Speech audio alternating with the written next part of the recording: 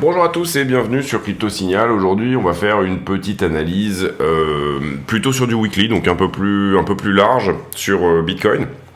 On va aussi aller faire les timeframes habituels, bien sûr.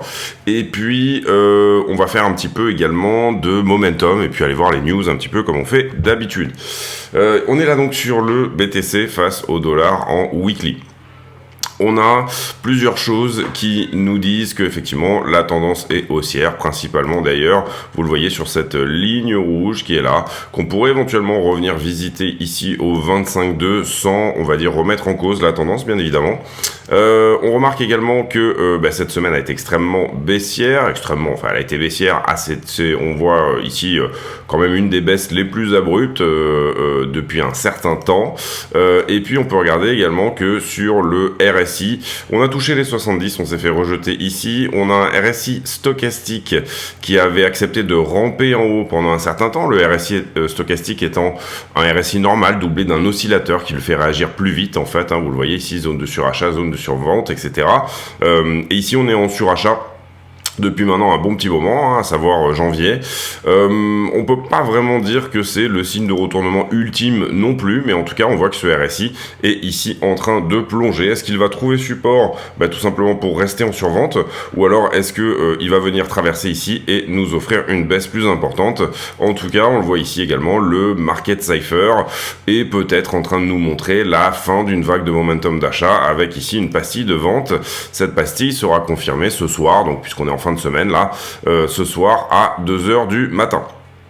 Un choc qui est pas extrêmement chargé, mais en tout cas sur le weekly pour l'instant rien d'inquiétant, si ce n'est que effectivement on montre des signes avec cette poussée assez forte, puisqu'on a vraiment une ouverture clôture ici, on a une bougie quasiment pleine sur l'ouverture clôture, qui nous dit qu'on est peut-être à l'aube d'un retracement plus important. Si on regarde le daily, ce qu'on regarde vraiment habituellement en début de vidéo, on voit qu'effectivement on s'est fait repousser par ce point-là.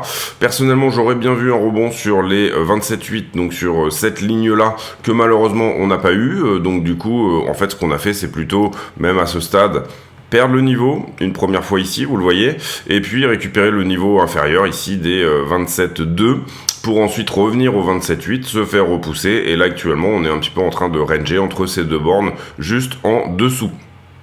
Est-ce que le niveau des 27,2 est extrêmement important?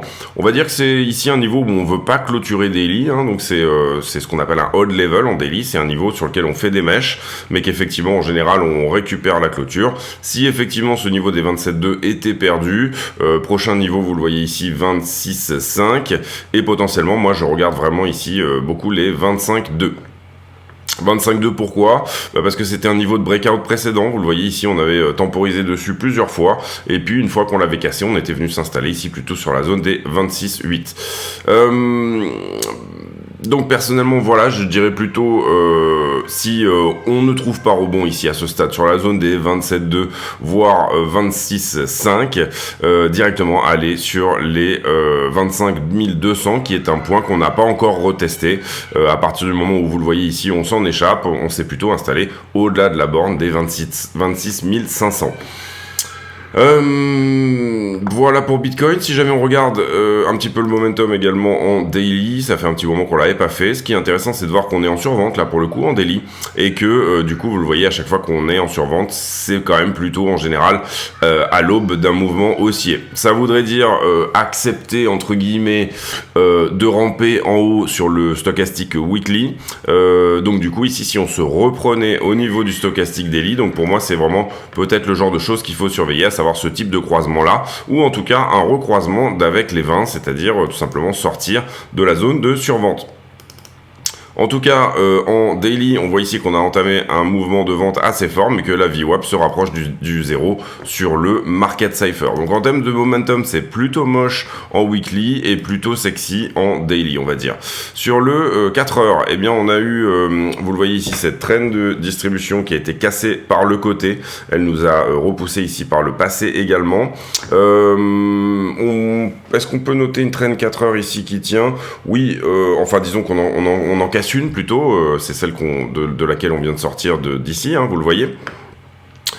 Pour le moment, ça nous amène éventuellement une nouvelle trend. Le 4 heures est pas forcément même la time frame la plus pertinente. Vous le voyez ici. Donc, on a cassé celle-ci et potentiellement, on peut peut-être se dire que désormais, donc le nouveau 4 heures à casser, ça va être celui-ci et que petit à petit, si jamais on se reprend vraiment sur ces points-là, eh bien à ce moment-là, on va coucher cette trend petit à petit pour éventuellement revenir à l'attaque des 30 400. Cela dit, sincèrement, pas de signe de retournement du tout à ce stade, si ce n'est un prix qui a délivré très fort. Donc on va le voir tout à l'heure sur la liquidité, beaucoup de liquidité eh bien en short évidemment, puisqu'on ne clôture ici que du long, hein, comprenez-le bien, à part ce petit rebond sur lequel on a clôturé pas mal de monde. Comprenez bien également que sur toute cette bougie-là, on a liquidé plus de 300 millions de dollars au total, donc c'est quand même une pente relativement abrupte qui, si jamais elle devait donner rebond, on pourrait dire que éventuellement l'idée serait de venir corriger 61% de ce mouvement, c'est-à-dire éventuellement refaire un petit tour par les 29, juste en dessous des 29 hein, globalement. Si on devait soulager un petit peu ce qui s'est passé là dans cette bougie-là au niveau des shorters, on estime que voilà un petit retour ici au retest de ce pic que vous voyez ici, le pic qui est ici, un petit retest ici au niveau de ce pic pourrait éventuellement se faire. Pour le moment, c'est pas ce qu'on a eu. Moi, je m'attendais à un retest des 28,8 principalement. J'avais vu un petit peu plus bas ici, sur ce pic-là. Et maintenant qu'on a élargi le mouvement et qu'on est passé un petit peu plus loin, on peut éventuellement se dire qu'une attaque de ce pic-là pourrait être intéressante. Pour le moment, on n'a pas la structure de retournement en bas, y compris dans les petites time frames. On est plutôt sur une sorte de wedge. Potentiellement un wedge, donc ça c'est une possibilité. Pour l'instant il n'est pas tout à fait dessiné ni cassé, c'est-à-dire quelque chose comme ceci. On va voir si ça joue comme ça et que ça casse vers le haut. Quel cas la target ici ça serait les 27,8 ou si jamais on a eu ici ce petit double bottom mais dont la target a déjà été atteinte en une heure, vous le voyez. On a eu retest de la ligne de coup juste là, comme ceci, retest de la ligne de coup, mais la target, vous le voyez, elle a déjà été touchée puisque c'est l'amplitude du double bottom, donc ce trade-là n'est entre guillemets plus valide, ou en tout cas, cette figure-là de retournement n'est plus quelque chose qu'il y a dans les tuyaux. Si en revanche, on voyait éventuellement quelque chose comme ça se mettre en place, ça pourrait être un double bottom dans un double bottom, ce qui pourrait éventuellement être intéressant sur le 1 heure. Pour l'instant, une sorte de wedge, mais je pense pas vraiment que voilà, ça soit quelque chose qui soit entre guillemets valide. Sur le 15 minutes, on reste toujours baissier. Voilà, comme ceci.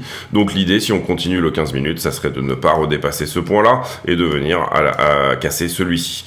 Pour le moment, vous le voyez ici également, on n'a pas vraiment comme je le disais, de signe de retournement. On a plutôt toutes les time frames qui sont un petit peu, toutes les structures qui sont un petit peu alignées pour pointer vers le bas.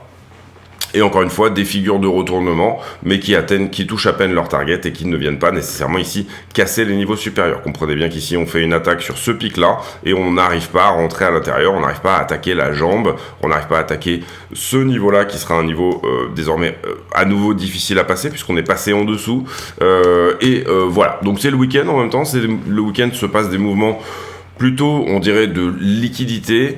Et là, en l'occurrence, on voit que potentiellement, c'est pas vraiment le fait qu'on ait beaucoup de liquidité dans cette box-là qui va faire que le prix y va, ou en tout cas, voilà. Pour moi, ça n'empêche pas que j'ai tendance ici à essayer de chercher des points pour plutôt du long que du short, tout simplement parce que pour moi il y a énormément de liquidité à prendre au-dessus. Mais si le marché ne va pas, comment dire, si le marché, ça voudrait dire un retournement de structure, donc pour ça, il faut attendre tout simplement ce type de structure.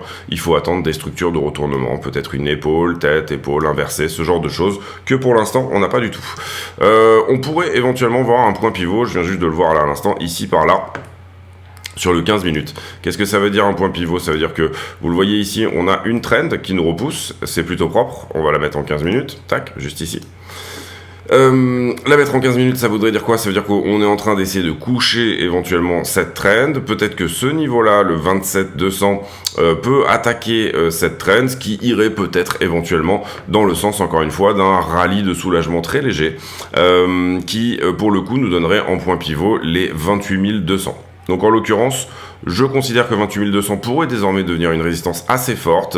Je considère que 27,8 n'a pas vraiment interagi comme une résistance énorme. Je considère que la cassure de cette trend ici en 15 minutes peut nous donner un signal qu'éventuellement ce point-là va être attaqué, c'est-à-dire les 28,2. Mais à ce stade, on a une structure qui est excessivement baissière et on n'a pas nécessairement ici, encore une fois, de signe de retournement. Donc je rappelle, le weekly est pas très beau. Le daily est plutôt sexy, en tout cas en ce qui concerne son stochastique. Le 4 heures est pas très beau, et sur le 15 minutes, on a eu un signe de retournement, mais qui nous a pas montré non plus une extrême force. Ce double bottom est peut-être le bottom local, hein, celui qui va nous emmener vers une correction haussière plus importante, mais pour l'instant, on n'a pas la deuxième structure de retournement, entre guillemets, qui peut nous donner éventuellement quelque chose. Ici sur Ether, on va passer au daily directement. Alors, en daily sur Ether, qu'est-ce qu'on perd? On perd, vous le voyez ici, la zone des 1919. On vient rebondir sur la bande qui est en dessous, c'est-à-dire les 1817. À ce stade, on est à 1857. En ce qui concerne le RSI stochastique, c'est la même chose que Bitcoin. On est tout en bas sur le daily et on est, je pense, tout en haut avec signe de retournement sur le weekly. Donc, plus ou moins la même chose. On a un 4 heures qui est tout en haut, lui, pour le coup, donc pas d'alignement entre ce que nous... Il y a forcément un des trois, vous comprenez, qui va devoir ramper dans son camp. C'est-à-dire, si on a un mouvement extrêmement baissier, ça veut dire que le daily va accepter de ramper en bas. Si on a un mouvement extrêmement haussier à l'inverse, eh bien, à ce moment-là, ça veut dire que le weekly va accepter de ramper en haut. Ethereum peut-être sur la 4 heures un tout petit peu plus haussier que Bitcoin, encore que c'est même pas vraiment, non, c'est pas vraiment le cas. On est sur la même chose, un double bottom et puis une sorte de maintien, on va dire, de la borne basse sur le 1 heure. Peut-être très légèrement plus en flag, en tout cas que BTC, et on a peut-être une trend d'accumulation qui est un petit peu plus propre, à savoir celle-ci, qui est là, qui pour l'instant est en train d'être attaqué. On va voir si ça clôture en dessous. Si ça clôture en dessous, ça veut dire qu'on sera peut-être un peu plus baissier là-dessus. On a un niveau qui tient ici au 1881, vous le voyez là. Hop, on va le mettre, je pense, comme un niveau 1 heure, voilà. Et voilà, à ce stade, vous voyez, on a un RSI stochastique en 1 heure qui n'arrive pas à passer les 54. Au niveau des... on va repasser sur le 4 heures ici pour regarder. On a une petite divergence ici, c'est-à-dire qu'on a eu une vague de vente qui était plus forte que la suivante. Une VWAP ici en 4 heures qui retourne vers le 0. Un money flow, c'est la bande rouge que vous voyez là, qui est plutôt en train de partir en bas. Donc voilà, le 4 heures est pas très joli non plus sur Ethereum. Sur le 15 minutes, bon là, on est plutôt en latéralisation sur Ether, latéralisation hausse, que sur Bitcoin, où on est quand même plutôt ici positionné, plutôt baissier. L'Ether dominance qui prend un tout petit peu, Ether contre BTC qui est plutôt dans un mouvement, on va dire, haussier, encore que pour le moment on est sur une jolie latéralisation sur Ether contre Bitcoin. Les news, alors il n'y en a pas énormément, ça va pas concerner vraiment des choses extrêmement intéressantes pour nous en termes de crypto. Ici une étude sur à peu près 2000 personnes qui dit qu'un Français sur 10 détient des cryptos actifs. Ça me semble plutôt beaucoup, cette étude par KPMG. J'ai pas l'impression qu'il y ait une personne sur 10 dans mon entourage, en tout cas, qui possède des BTC. Après, j'ai peut-être pas le bon entourage non plus, etc. Mais j'aurais bien aimé savoir comment a été choisi un petit peu le panel de cette étude. Mais visiblement, ce serait plutôt les jeunes de moins de 35 ans qui sont plus enclins à investir dans les crypto-monnaies, et 17% des Français âgés de 18 à 35 ans, en l'occurrence. À peu près 5000 € en moyenne dédiés aux crypto-monnaies, et ce qui représenterait une dizaine de pourcents de leur épargne, principalement sur Binance, Coinbase et Revolut. Et par rapport à nos voisins, il semblerait qu'on soit plutôt en retard. Au sens où j'avais lu ça un peu, voilà. Les Pays-Bas seraient devant nous, on aurait aussi l'Italie devant nous également, et le Royaume-Uni et l'Allemagne. La France serait relativement loin derrière, avec 9,4% des Français qui possèdent des crypto-monnaies. Rien sur Journal du Coin, Finbold, rien non plus. Ici, The Block. Qu'est-ce qu'il va se passer après Chapela? Il va se passer Cancun Deneb, excusez-moi. Cancun Deneb, qu'est-ce que c'est? C'est tout simplement le proto Danksharding. Le proto Danksharding, c'est plus ou moins de la scalabilité qui va être améliorée. Ici, il faut comprendre que d'une certaine manière, on va garder les layers 2, même si, c'est plus ou moins le choix qui a été pris, on va dire, et que ces layers 2, ça va permettre d'améliorer leur vitesse de scalabilité, cette nouvelle upgrade, cette EIP sur Ethereum. À voir ici, tous les smart contracts vont être révisés visiblement, et vous avez une partie en gros qui va s'appeler Cancun, qui va être le layer de l'exécution, et une partie qui s'appelle Deneb, qui va être plutôt le layer de tout ce qui est du consensus. Donc en fait, on va devoir revoir une bonne partie de tous ces layers là, pour pouvoir améliorer tout simplement Ethereum sur le long terme. Donc voilà la prochaine marche sur Ethereum. On vous tiendra informé bien évidemment de comment ça se passe, etc. En tout cas, ça commence à en discuter. Pas grand chose sur Cointelegraph. Ici sur Bitcoin.com, la Chine qui met en garde contre l'instabilité globale financière qui est créée par les politiques économiques aux USA. Évidemment, les pays émergents, quand il y a des très gros virages, comme ça a été le cas là ici il y a un an et demi, quand il y a des très gros virages au niveau des hausses de taux, bien évidemment on souffre de par leurs dettes et de par pas mal de choses. Le fait également que on crée, on va dire, un manque de dollars sur le marché. On a beaucoup expliqué ça sur la chaîne, mais une monnaie, on va dire, une monnaie commune à tous les États, qui soit la monnaie d'un État, n'est pas du tout une bonne chose, puisque tout simplement, ça donne un avantage concurrentiel au dollar qui fait qu'on paye le déficit commercial américain à leur place. Bed Bath & Beyond qui semble mettre la clé sous la porte. C'est globalement un vendeur de meubles, je crois, aux États-Unis, si je ne me trompe pas.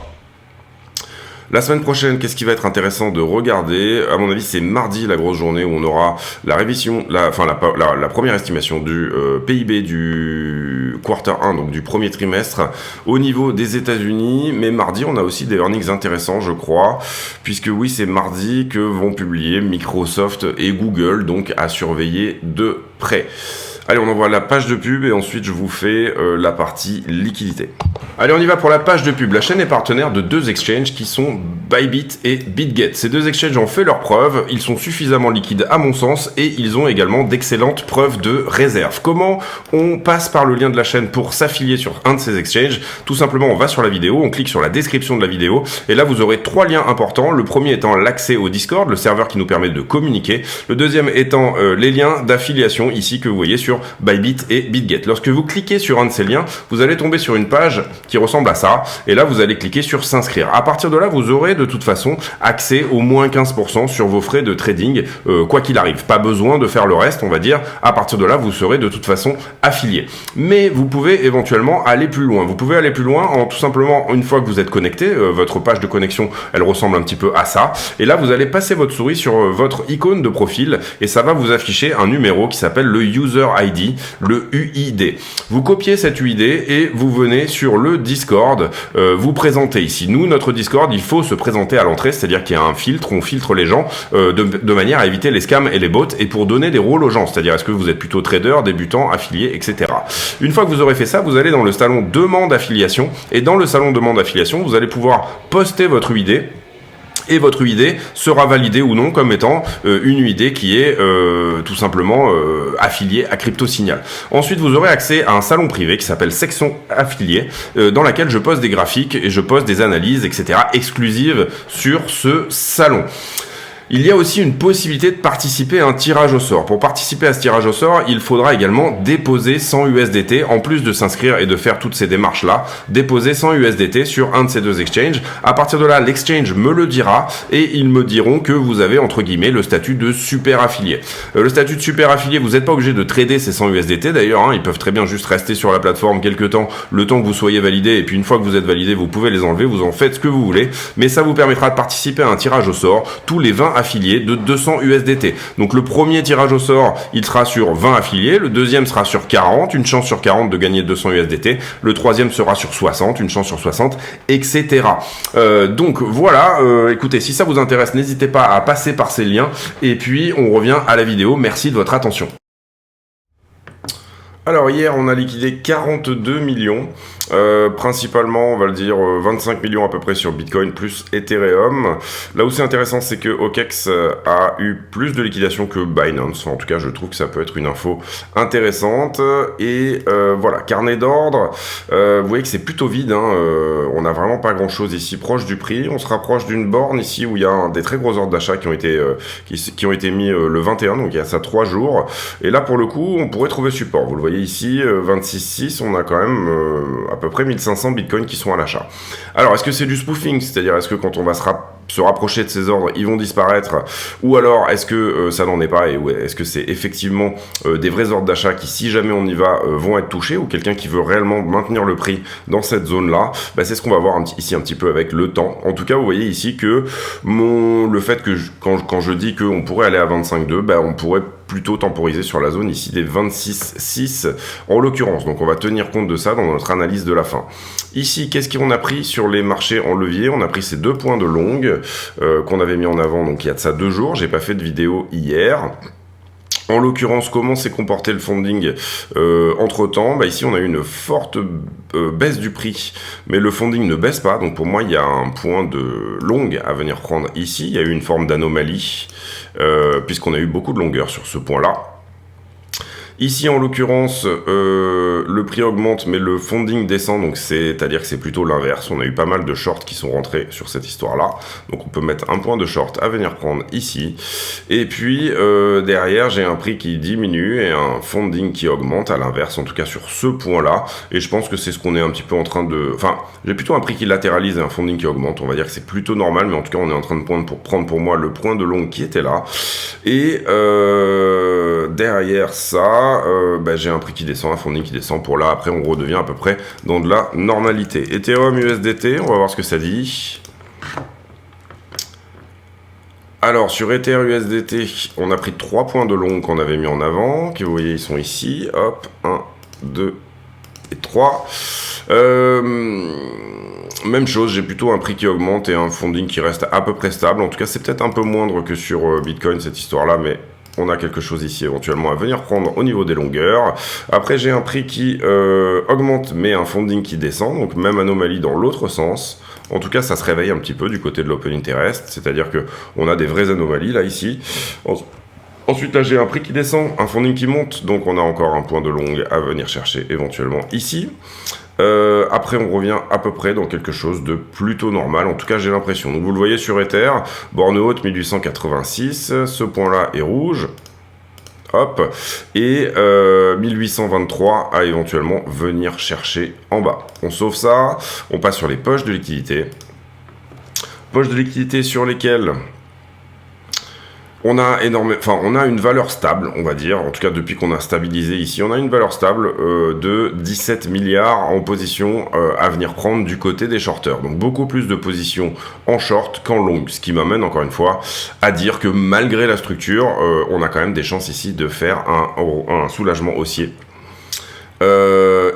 Sur les x100, vous voyez que par contre, on vient pas trop mal enlever les grosses bulles, si vous voulez, les très grosses positions ouvertes ici. Elles sont quand même relativement systématiquement nettoyées. La plus grosse en position qui n'a pas été nettoyée est à 30 000. Peut-être que désormais, elle aura pris profit sur la zone. On revient ici sur Ethereum maintenant. Sur Ethereum, même chose, j'ai pas mal d'argent au-dessus et j'ai 10 milliards. On avait dit combien? On avait dit 17, je crois, sur...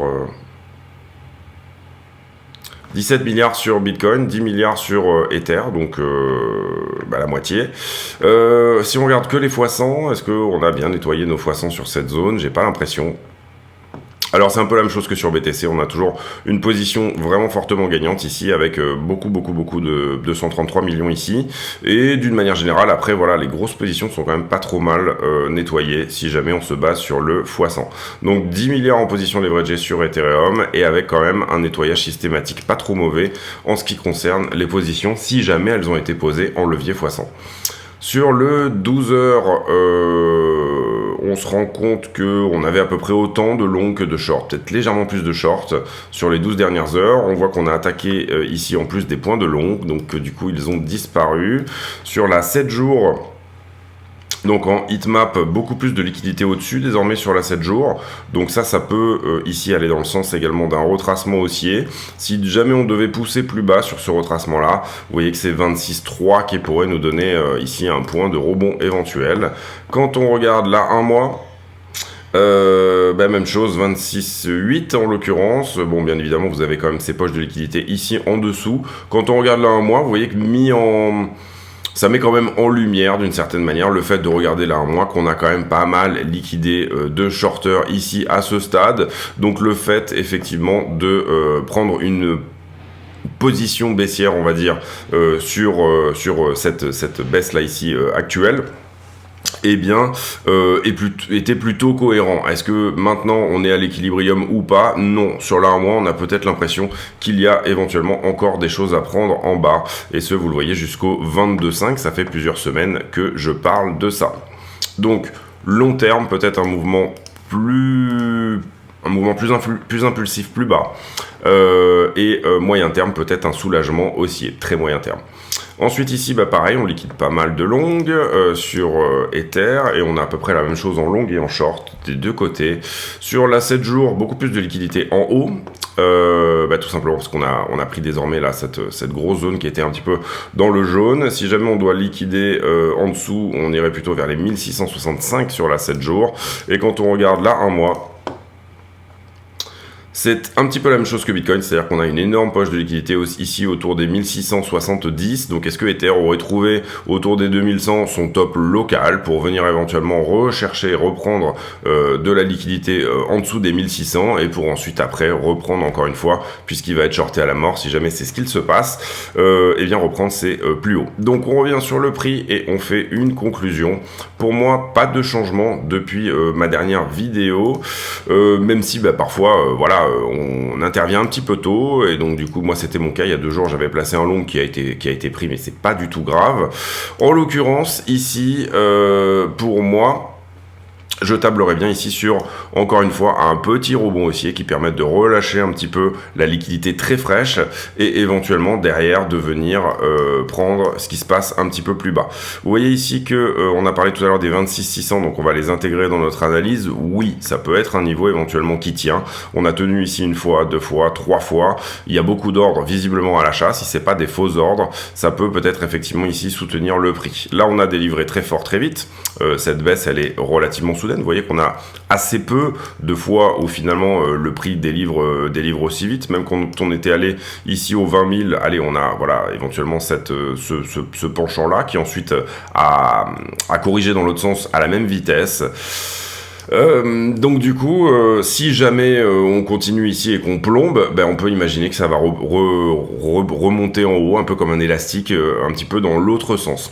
Effectivement, on a peut-être ici plutôt une zone intéressante. Voilà, pour moi il y avait cette résistance ici qu'on avait notée depuis pas mal de temps, qui nous repoussait. Ici pour moi j'ai été beaucoup baissier sur toute cette période là. Ensuite on a cassé. Pour moi je disais que il y avait quand même pas mal de liquidité à prendre en dessous, et c'est le cas, et vous voyez qu'on fait ce mouvement, donc je suis relativement content. Maintenant, prendre position ici sur la trend et enchaîner sur quelque chose qui délivre aussi vite me gêne un petit peu, mais ça peut tout à fait être, si vous pensez vraiment ici qu'on a encore du jus pour pouvoir descendre plus bas, etc., ça peut tout à fait être une bonne alternative que de suivre, on va dire, plus la structure que la liquidité. Voilà, c'est tout à fait une possibilité tangible de dire, moi je vois que de toute façon la structure ici elle est baissière. Moi j'aurais tendance à dire qu'ici on regarde la 1 heure, on voit que ça délivre relativement fort. Donc j'aurais plutôt tendance à jouer ça en fait, hein, tout simplement, c'est ce que je vous montrais tout à l'heure. Encore une fois, prise de profit sur ce short assez importante autour des 26,6 et 25,2. Voilà, pour moi c'est les 2 points importants. Et éventuellement, troisième target de ce short, 22,5 par là dans la zone. Donc ça nous donnerait quelque chose comme ça. Mais pour le moment, pour moi, étant donné que je ne suis pas dans ce trade, c'est plus intéressant d'attendre un rebond pour le prendre. Donc je suis plutôt dans un scalping qui me donne une direction préférentielle longue et dans un, on va dire, ensuite trade éventuellement plutôt swing ou de position qui me donnerait éventuellement un mouvement pour aller soulager cette liquidité qui est plus bas et que je le rappelle, on peut voir principalement ici sur BTC quand même, sur le 1 mois, autour des 22,5. Ça voudrait dire manger tout ça, effectivement. Et après, derrière, pour moi, une fois qu'on aura mangé tout ça, selon si le bottom se fabrique d'une manière très puissante, comme on avait pu le faire, d'une manière assez péchu, et c'est pareil, la chaîne annonçait vraiment qu'on allait potentiellement faire ceci à ce stade. Ici sur la trend, vous voyez, on avait rebondi et on avait renvoyé l'élastique dans l'autre sens. Et bien voilà, si jamais on arrive à pousser suffisamment fort, on aura peut-être encore une fois une nouvelle vague supérieure qui pourra éventuellement tenir le prix.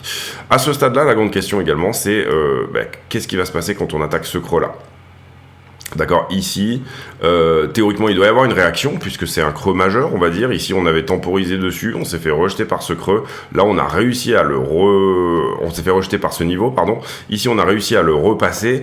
Normalement, si on y retourne, il devrait quand même nous donner une forme de réaction également. Donc, à quel moment, eh bien, il faut rentrer sur ce mouvement, tout simplement. C'est un petit peu la question ici du jour. Est-ce que là, on est en train de créer la structure d'un retournement ou pas? Sur le 5 minutes, j'ai pas grand chose qui me dit que c'est le cas, en tout cas pour le moment. Mais bien surveiller le prix, bien rester, regarder un petit peu, ne pas hésiter à aller sur le 1 minute, où il y a beaucoup de bruit, mais sur le 5 minutes également. Voilà, regardez ces deux time frames et regardez s'il y a effectivement des structures qui se créent, comme là par exemple, ce fameux double bottom dont je vous ai parlé ici, qui aurait quand même donné un joli trade. Alors personnellement, j'étais pas à la maison ce week-end, donc je suis pas dedans, mais qui avait donné ici un joli trade. Vous voyez qu'on atteint parfaitement la target ici de ce double bottom. Et ce de manière vraiment clean, quoi, je veux dire. Donc voilà, à partir de là, pour moi, c'est ça qu'il faut surveiller. Désormais, on a un nouveau niveau ici qui a été créé sur du 5 minutes également, qui se trouve tout juste ici. C'est pas vraiment du 5 minutes, c'est peut-être un peu plus, parce que je vérifie.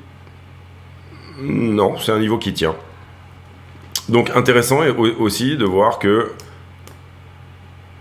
ce niveau-là est en train de tenir. Donc à ce stade, on essaye d'attaquer le creux qui est ici et ça a l'air de tenir. Vous le voyez ici, donc c'est la ligne de coup en fait du précédent double bottom qui à ce stade est potentiellement en train de tenir. Mais pour l'instant, on a quand même ici une structure en 5 minutes qui reste baissière. Donc surveillez ici, bien évidemment que on ne fait pas de nouveau plus bas et qu'on vient prendre éventuellement ce plus haut là.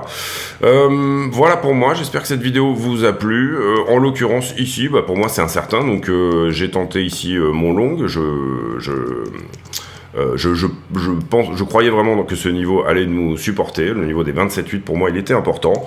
J'ai tenté ce long, ça n'a pas pris, du coup j'attends de voir un petit peu ce qui se passe.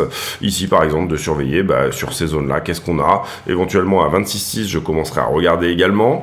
Ou voilà, cassure de cette trend, ce genre de choses. En tout cas trouver un point intéressant, qui sera un point intéressant pour le coup en time frame toute petite, qui sera un point intéressant sur du 5 minutes ou du 1 minute pour éventuellement chercher encore une fois une direction préférentielle court terme qui sera plutôt longue et une direction pour ensuite éventuellement switcher sur une direction préférentielle long terme qui serait plutôt short. C'est-à-dire que je ne pense pas, étant donné qu'on a perdu les 27,8, qu'on soit sur non plus une rotation majeure ici du prix. La liquidité, elle est là, mais pour l'instant, on semble, si vous voulez, depuis qu'on n'a plus Signature Bank, depuis qu'on a plus certains nombres d'acteurs qui permettaient de très bien, si vous voulez, redéployer la liquidité le week-end sur le marché, les mouvements de liquidité se font moins bien, enfin en tout cas c'est une impression que j'ai depuis 3 semaines, 1 mois, se font moins bien le week-end que par le passé. On a vraiment cette impression ici qu'il manque des acteurs pour apporter la liquidité et que, entre guillemets, le week-end, le prix prend une activité normale, mais qui est plutôt une activité où il manque du monde, si vous voulez, voilà, sur le marché. En tout cas, c'est une impression que j'ai. Il faudrait vraiment aller voir ici si les chiffres ont changé, etc. En termes de liquidation habituelle, etc. Qu'est-ce qu'on fait? C'est assez difficile à jauger, mais voilà. À voir ici, encore une fois, il est tout à fait possible qu'on soit sur ce retournement, mais là, la structure, elle n'est pas encore nécessairement en train de se retourner. Quand est-ce qu'on considère qu'une structure s'est retournée? À la limite, on va dire, celui qui dira, ici, j'ai une structure haussière, d'accord? J'ai 3 creux précédents, et j'ai effectivement là un creux qui est plus haut que le suivant, pourra éventuellement dire ok, ça y est, je suis au point intéressant pour rentrer sur un long. Ça, c'est une possibilité. Voilà, pour moi c'est peut-être encore un petit peu tôt, mais pourquoi pas. C'est-à-dire ce niveau pourrait tenir et on pourrait à minima venir prendre celui-ci, c'est-à-dire un trade où encore une fois, c'est pas la peine d'aller chercher la lune, juste la continuation ici, encore une fois, d'une structure qui peut éventuellement être haussière. Pour moi, j'aurais plutôt tendance à dire que tout ça, c'est un peu du bruit dans cette structure-là, et que quand on cherche ce type de structure, j'aurais plutôt tendance à dire qu'on n'a pas encore ici la vraie structure, on l'aura quand on aura redépassé ça et refait un creux, donc le 3e creux à la suite, on va dire le retournement structure, il sera plutôt évident au prochain creux plus haut que le précédent. Et voilà pour moi. J'espère que cette vidéo vous a plu. Encore une fois, j'ai pour habitude en fin de vidéo de poser une question à la con, c'est-à-dire une question qui n'a rien à voir avec le prix du Bitcoin, mais qui éventuellement peut nous permettre de converser de choses et d'autres. Et en l'occurrence, la question du jour, elle sera sur...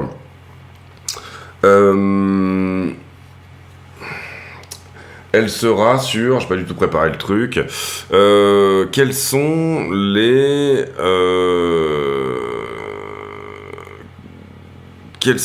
travaux manuels, entre guillemets, créatifs, que vous aimez faire avec vos enfants, si vous en avez. Donc voilà, quels sont les travaux manuels créatifs que vous aimez bien faire avec vos enfants, si vous en avez. Désolé, j'ai pas trouvé mieux sur celle-ci.